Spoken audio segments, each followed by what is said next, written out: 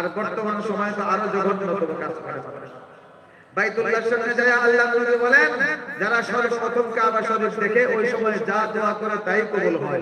কিন্তু বর্তমান জমানায় মানুষ যখন প্রথম কাবা শরীফ দেখে দোয়ার চিন্তা নাই, তার সেলফি চিন্তা। হযরতে সেলফি বউরে দেখা, কেউ তো বউয়ের গলা ধরে সেলফি তুলে কাবার সামনে দাঁড়ায়। ইন্না লিল্লাহি ওয়া ইন্না ইলাইহি রাজিউন। হায় কপাল পোড়া মুসলমান, তোমার মতো বেকুমার কে?